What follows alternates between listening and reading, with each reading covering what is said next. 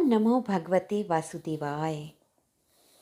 देवउठनी एकादशी का पर्व चातुर्मास के अंत के प्रतीक के रूप में मनाया जाता है। इस दिन भगवान विष्णु अपनी योग निद्रा से जागते हैं और सृष्टि के संचालन में पुनः अपना योगदान देते हैं। इसे देवोत्थान और प्रबोधनी एकादशी आदि नामों से भी जानते हैं। इस एकादशी से सभी मांगलिक कार्य शुरू हो जाते हैं।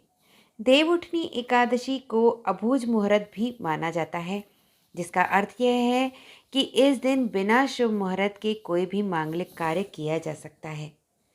देवउठनी एकादशी के दिन बहुत से लोग व्रत उपवास कर इस दिन की व्रत कथा पढ़ते और श्रवण करते हैं।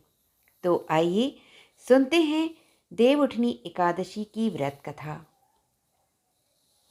एक समय की बात है, एक नगर में एक राजा रहता था। राजा और उसकी प्रजा के सभी लोग श्रद्धापूर्वक एकादशी का व्रत किया करते थे। राजा के नौकर चाकर से लेकर पशुओं तक को भी उस दिन अन्न नहीं दिया जाता था। एक दिन उस राजा के दरबार में दूसरे राज्य से एक व्यक्ति आया। राजा के पास आकर उस व्यक्ति ने कहा, महाराज, मुझे एक नौकरी की तलाश है। कृपया आप मुझे नौकरी पर रख लीजिए। राजा ने उसकी सारी बातें सुनकर कहा, तुम्हें नौकरी पर रख लेते हैं, लेकिन एक शर्त है कि रोज तो तुम्हें भोजन के लिए सब कुछ मिलेगा, परंतु एकादशी के दिन खाने को अन्न नहीं मिलेगा। नौकरी पाने हेतु उस व्यक्ति ने तब तो हाँ कह दिया, लेकिन जब एकादशी की तिथि आई और उसे फलाहार खाने को कहा गया तो उसने मना कर दिया। वह राजा के सामने गिड़गिड़ाने लगा और कहा, महाराज, इससे तो मेरा पेट नहीं भरेगा। कृपया करके मुझे अन्न दे दीजिए, अन्यथा मैं भूखा ही मर जाऊंगा। नौकर की यह बात सुनकर राजा ने उसे शर्त की बात याद दिलाई, लेकिन उसने अपने अन्न की जिद को नहीं छोड़ा। तब राजा ने उसे चावल, दाल व आटा आदि दिए। राजा से वह अनाज लेकर वह हमेशा की तरह नदी पर पहुंचा और स्नान आदि कर अन्न पकाने लगा। भोजन तैयार होने के बाद वह भगवान को बुलाने लगा, आइए प्रभु, भोजन तैयार है।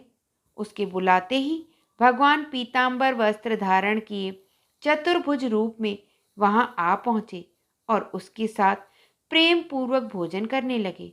भोजन करने के बाद भगवान वहां से चले गए और वह भी अपने काम पर लौट गया। कुछ दिन बीत जाने के बाद जब अगली एकादशी आई, तब वह फिर से राजा से भोजन मांगने लगा। उसने राजा से कहा, महाराज, मुझे इस बार दुगना सामान दीजिए।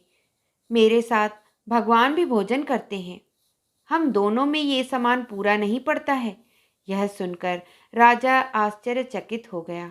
वह बोला, यह कैसे हो सकता है कि भगवान स्वयं तुम्हारे साथ भोजन करते हैं? मैं इतने व्रत उपवास रखता हूँ, पूजा करता हूँ, लेकिन भगवान ने मुझे कभी दर्शन नहीं दिए।